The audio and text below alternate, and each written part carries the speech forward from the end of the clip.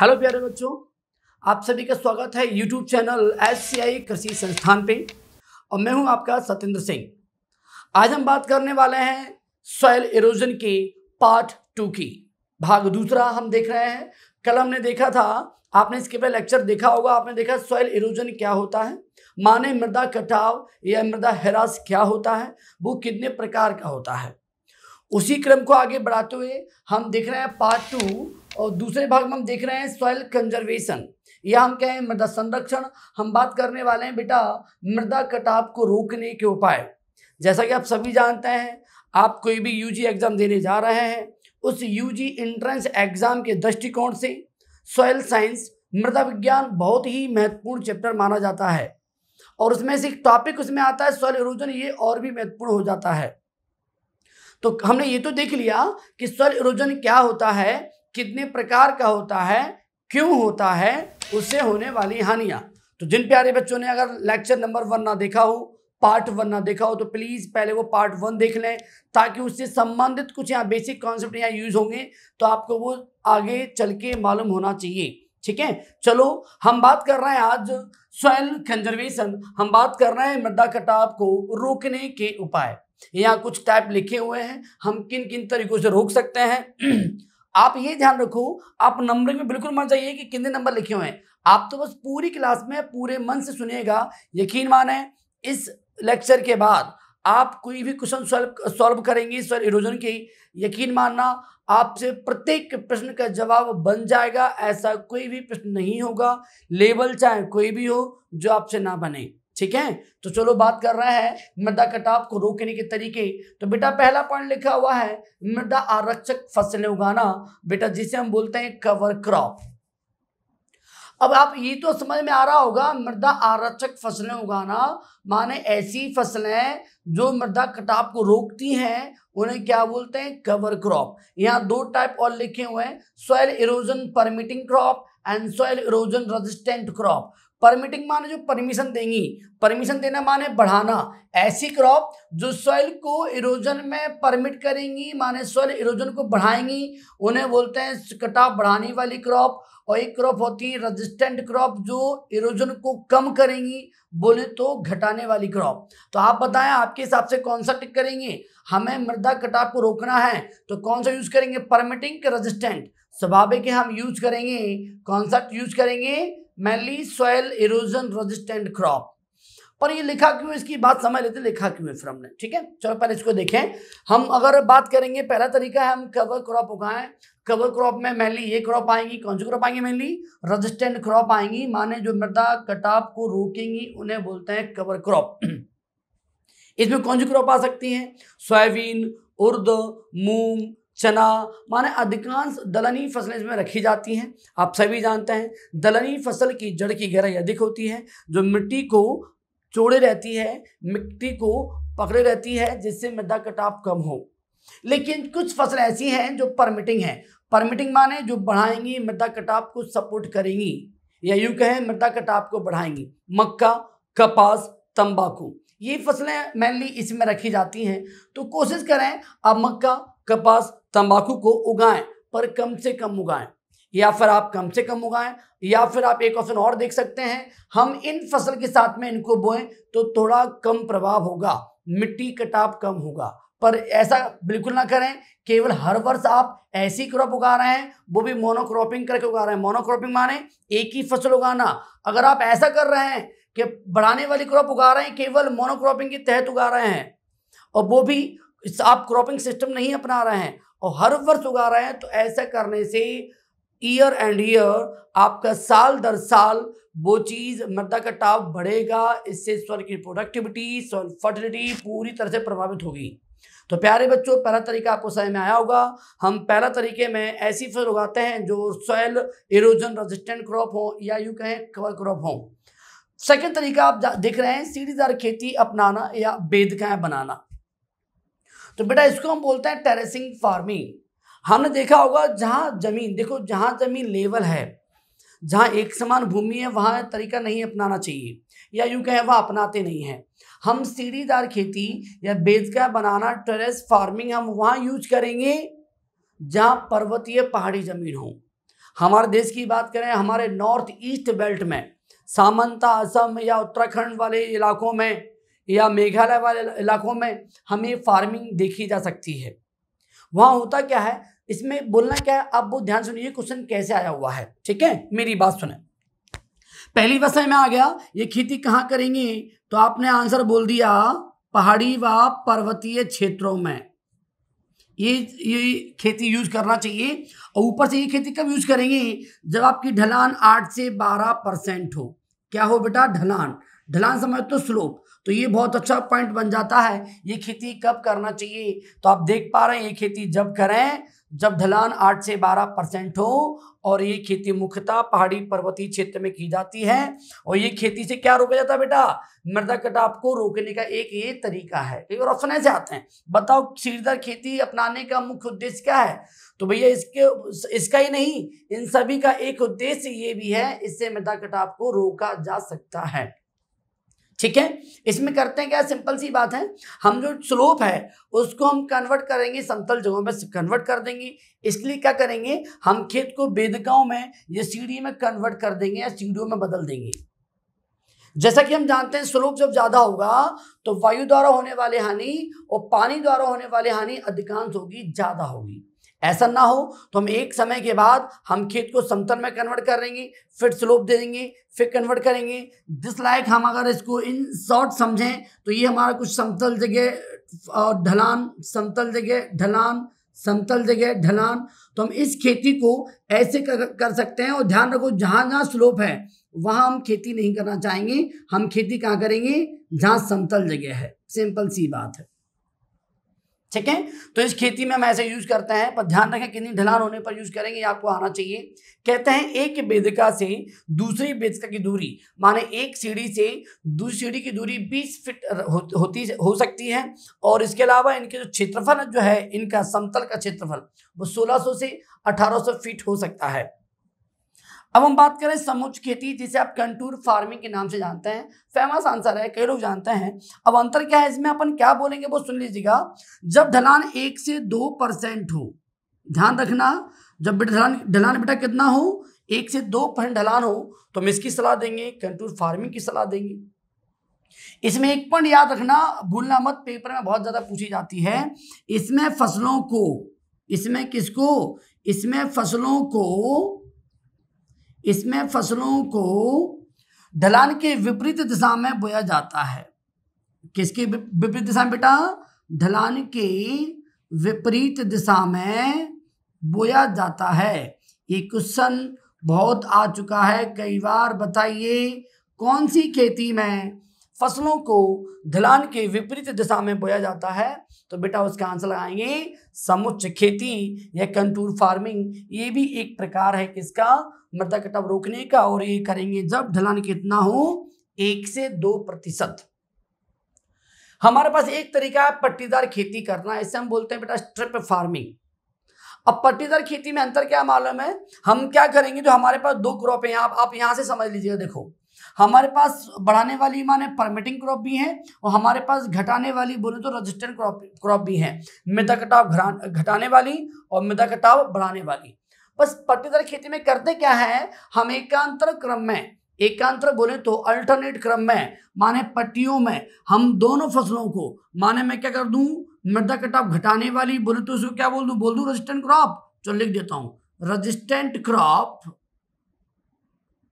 और हिंदी में लिख दूं कोई बात नहीं, परमिटिंग क्रॉप। परमिटिंग माने बढ़ाने वाली, ठीक है। तो हम इसमें रेजिस्टेंट और परमिटिंग क्रॉप दोनों को, क्रॉप माने फसल, क्रॉप को एकांतर क्रम में या पट्टियों में लगाते हैं। किसमें लगाते हैं बेटा, पट्टियों में लगाते हैं। अभी मैंने आपसे बोला था कि अगर आप ऐसा कर रहे हैं, केवल एक फसल अकेला बो रहे हैं, तो ये तो बहुत हार्मफुल कंडीशन है, ऐसा तो बिल्कुल नहीं करें। अगर करना ही आपको तो आप इसका यूज कर सकते हैं पट्टीदार खेती का। आप इसमें करके कह सकते हैं, कुछ रो में, कुछ पंक्तियों में आप सिंपल फसल माने साधारण फसल बो सकते हैं, दलहनी फसल लगा सकते हैं, दैट इज रेजिस्टेंट क्रॉप लगा सकते हैं जो कटाव को घटाएंगी, और कुछ पंक्तियों में हम ऐसी फसल बो सकते हैं जो मृदा कटाव बढ़ाएंगी। ठीक है। तो इन पंक्तियों को आप परिभाषा कैसे बोलेंगे, अगर आ जाए बताओ स्ट्रिप फार्मिंग किसे कहते हैं, पट्टीदार खेती किसे बोलते हैं। तो इन शॉर्ट में हम ऐसे बोलेंगे, सामान्य फसलों को और मृदा कटाव बढ़ाने वाली फसलों को, या फिर यूं कह सकते हैं दलहनी फसलों को और बढ़ाने वाली मृदा कटाव को बढ़ाने वाली फसलों को एकांतर क्रम में या फिर पट्टियों में बो देना, दिस इज ए पट्टीदार खेती, स्ट्रिप फार्मिंग। इससे भी मृदा कटाव को थोड़ा बहुत कम किया जा सकता है। अब हम बात कर रहे हैं मल्चिंग द्वारा। मल्चिंग को हिंदी में बोलते हैं पलवार का प्रयोग करना, माने स्टबल मल्चिंग। बहुत अच्छा तरीका है जो इसके द्वारा मृदा कटाव तो रोक ही सकते हैं। इसके अलावा इसका और अच्छा आंसर है, देखो मृदा कटाव तो रोक सकते हैं, इसके अलावा एक इसका और मुख्य उद्देश्य है मृदा में नमी का संरक्षण बनाए रखना। अब आप बोलेंगे ये कैसे हो सकता है, पहले सुनो मल्चिंग होती क्या है। मिट्टी की ऊपरी सतह पर घास, कूड़ा, करकट, जैव पदार्थ या पत्तियां, लीव्स आदि का जमा करना या मिट्टी की ऊपरी सतह पर इन आदि को बिछा देना, फैला देना, इसे मल्चिंग कहते हैं, इसे पलवार बोलते हैं। भैया जब मिट्टी की ऊपरी सतह पर ये जब पत्तियां आदि, कूड़ा करकट, ये जैव पदार्थ आदि होगा, लीव्स वगैरह आदि होंगी, तो क्या होगा, पहली बात तो वायु द्वारा होने वाली मिट्टी की हानि या पानी द्वारा होने वाली मिट्टी की हानि दोनों ही नहीं होंगी, और ऊपर से सनलाइट डायरेक्ट जमीन के संपर्क में नहीं आएगा। तो इसका मतलब क्या है, मिट्टी में नमी का संरक्षण भी होगा। तो मिट्टी में नमी का संरक्षण करना हो या फिर मिट्टी का कटाव रोकना हो तो मल्चिंग का यूज करना बहुत फायदेमंद है। और आज के लोग तो आजकल पलवार जो होता है उसे जला देते हैं, कई लोग तो ऊपरी खेत में मतलब आग लगा देते हैं। तो इससे क्या होगा, मिट्टी की उर्वरा शक्ति भी कम हो जाती है, उत्पादकता भी कम हो जाती है और नमी का संरक्षण भी कम हो जाता है। तो भैया ऐसा कभी ना करें, खेत में अवशिष्ट पदार्थों को जलाने का तरीका बिल्कुल गलत है, आप उसे मल्चिंग में कन्वर्ट करके उसका यूज कर सकते हैं। ठीक है। अब हम बात कर रहे हैं वायु अवरोधक वृक्ष लगाना। आप देख रहे हैं वायु अवरोधक, किसको अवरोध करेंगे, वायु को, माने स्पेशली ये किसकी हानि को रोकेगा, ये रोकेगा वायु द्वारा होने वाली मिट्टी की हानि को, पानी द्वारा नहीं, नाम ही है वायु अवरोधक। ये सभी उपाय सब में काम आ सकते हैं, सभी उपाय मिट्टी द्वारा माना वायु द्वारा होने वाली हानि में भी काम आ सकते हैं और वर्षा द्वारा होने वाली हानि में भी काम आ सकते हैं, लेकिन वायु अवरोधक केवल काम आएगा, स्पेशली काम आएगा, मैं लिख देता हूं। अच्छा मैं यहाँ लिख दूं, इसका मेन उद्देश्य क्या था, इसका मेन उद्देश्य था नमी का संरक्षण। आप भूल जाएंगे इसलिए लिख देता हूं मैं, नमी का संरक्षण। इसके अलावा मृदा कटाव भी कम करना, ठीक है, कटाव कम करना। इसके अलावा वायु अवरोधक वृक्ष की बात करें तो भैया देखो ये कौन सी हानि को रोकेंगे, आप देख पा रहे हैं ये मुख्यतः वायु द्वारा होने वाली हानि को रोकने के लिए हम वायु अवरोधक वृक्ष लगाते हैं, जिन्हें बोलते हैं विंड ब्रेक। अब इसे क्या लगाते हैं, तो ध्यान रखो इन वृक्षों को हम खेत के चारों ओर उत्तरी पश्चिमी दिशा में लगाते हैं। तो ये क्वेश्चन बेटा बहुत आया हुआ आपके एग्जामों में, बताइए विंड ब्रेक में जो वृक्ष लगाते हैं उनको कौन सी दिशा में लगाते हैं, तो बेटा उसकी दिशा डायरेक्शन याद कर लो, उत्तरी पश्चिमी दिशा में लगाते हैं। और यदि हम, अब मेरी बात सुनना, ये तो विंड ब्रेक हो गया, कैसे परिभाषा बोलेंगे, ऐसे वृक्ष या वृक्षों को खेत के चारों ओर वायु द्वारा होने वाली मिट्टी की हानि को रोकने के लिए जो वृक्ष लगा दिए जाते हैं उन्हें बोलते हैं कौन सा, विंड ब्रेक। इनकी दिशा ये होनी चाहिए। और यदि बेटा ध्यान रखो, अगर हम वृक्ष के साथ साथ या वृक्षों के बीच में अगर हम झाड़ियां लगा दें, झाड़ी को बोलते हैं बेटा श्रब, श्रब माने झाड़ी। यदि वृक्षों के बीच बीच में या वृक्षों के साथ एकांतर क्रम में, अल्टरनेट क्रम में यदि हम झाड़ी लगाते हैं, श्रब लगाते हैं, तो उसे बोलते हैं शेल्टर वेल्ट। उसे क्या बोलते हैं बेटा, शेल्टर वेल्ट। तो आप समझे, ये तो वृक्ष, और ये क्या है, शॉर्ट में लिख दो यहाँ पे, वृक्ष के साथ, वृक्ष के साथ क्या लगा देना, झाड़ियां लगा देना, इसे हम कहते हैं शेल्टर वेल्ट। और इनकी दिशा बेटा क्या रखते हैं, उत्तर पश्चिम दिशा में होती है। और ध्यान रखें इनकी बहुत सारी आकृति हैं, हम इन्हें कई प्रकार से लगा सकते हैं, गोलाकार लगा सकते हैं, आयताकार लगा सकते हैं, पिरामिड की आकृति में लगा सकते हैं। तो इन सभी आकृति में वृक्ष की जो आकृति बहुत अच्छी मानी जाती है वो मानी जाती है पिरामिड की आकृति। तो इन सभी को पिरामिड की आकृति में लगाना ज्यादा फायदेमंद होगा। दिशा, आकृति, उम्मीद करते हैं आपको सभी समझ में आया होगा। उसके अलावा एक तरीका ये भी है, हम खाद उर्वरक का यूज करके, माने use of organic manure and fertiliser करके भी मृदा कटाव कम कर सकते हैं। अब आपके मन में विचार आ रहा सर ऐसे कैसे हो सकता है, इसका क्या रोल है नहीं भैया, क्यों रोल नहीं है? देखो आप सभी जानते हैं जैविक खाद आदि यूज करने से मिट्टी की उत्पादकता उर्वरता तो बढ़ती है, साथ में इनका मृदा कटाव भी कम होता है। ठीक है, इनके बीच में एक मजबूती भी आती है। तो इसके साथ साथ अगर हम बात करें फर्टिलाइजर से क्या फायदा होगा, आप सभी जानते हैं जितना फर्टिलाइजर से एनपीके तत्व फसल को मिलेंगे उतनी फसल की वृद्धि अच्छी होगी और उसके साथ साथ मृदा से उसका कनेक्शन भी अच्छा होगा, उसकी वेजिटेटिव ग्रोथ माने कैनोपी में वृद्धि होगी जो पूरी तरह से मृदा कटाव को कम करेगी। ठीक है, तो आप सब जानते हैं जितना मिट्टी में तत्व पाए जाएंगे, जितना मिट्टी में ऑर्गेनिक मैटर पाया जाएगा उतना मिट्टी बढ़िया होगी। तो ऑर्गेनिक मैटर या फर्टिलाइजर यूज करने से हम मृदा कटाव को कम कर सकते हैं। वेजिटेटिव वेरियर अपनाना, कुछ जगहों पर हम ऐसा भी देखे गए हैं कि खेत के चारों ओर हम वेजिटेटिव बैरियर माने कुछ पौधे लगा देते हैं जिससे रन ऑफ द्वारा या फिर सरफेस रन ऑफ द्वारा हम मिट्टी की हानि को रोक सकते हैं। जैसे कि बात करूं एक मुख्यतः एक प्लांट है जिसका नाम है खस, मैं लिख देता हूं जगह यहाँ पे है। ठीक है, एग्जाम्पल लिखता हूँ, मैनली प्लांट कौन सा है, खस। खस को बहुत ज़्यादा रिकमेंड करते हैं लगाने के लिए। ठीक है, इसका नाम है वेटिवेरिया विनेलिका। ये तो छोड़ो, चलो आप खस याद हिंदी में याद कर लो। तो खस एक ऐसा पौधा है कहते हैं जिसको फील्ड के चारों लगाने से मृदा कटाव कम किया जा सकता है। तो है तो बहुत, गोल्डन ड्यूरेंटा लगा सकते हैं या साइनोडोन डेक्टालॉन घास के द्वारा भी रोक सकते हैं कटाव को। तो ऐसे कई तरीके हैं जिसके द्वारा हम मिट्टी के कटाव को कम कर सकते हैं। ये तो इन तरीकों हम बोलते हैं वेजिटेटिव बैरियर अपनाना। ठीक है, अब गहरी जुताई करना भैया ये भी एक प्रकार, ऐसे भी कम कर सकते हैं। अब आपके मन में विचार आ रहा होगा सर ऐसे कैसे कम कर सकते हैं, डीप प्लोइंग से क्यों नहीं हो सकता? भैया हम जब डीप प्लोइंग करेंगे तो भैया डीप प्लोइंग से क्या फायदा होगा, सॉइल जो मतलब सॉइल की जो एयर है माने हम ऐसे कह सकते हैं जो मिट्टी में वायु का आवागमन है वो भी बढ़िया होगा, मिट्टी में पाए जाने वाले जो हानिकारक जीवाणु वो भी खत्म होंगे। इसके अलावा जब मिट्टी का जब ऊपर से नीचे, नीचे से ऊपर जब टेलेज हम करेंगे, डीप प्लोइंग करेंगे तो भैया स्वाभाविक है मिट्टी का सॉइल इरोजन भी कम होगा। सिंपल सी बात है, उसमें लवण का जमाव ज्यादा नहीं होगा, मिट्टी ऊसर नहीं होगी। कई तरह के बेनिफिट हैं, उसमें एक बेनिफिट मिट्टी कटाव कम करना भी होगा।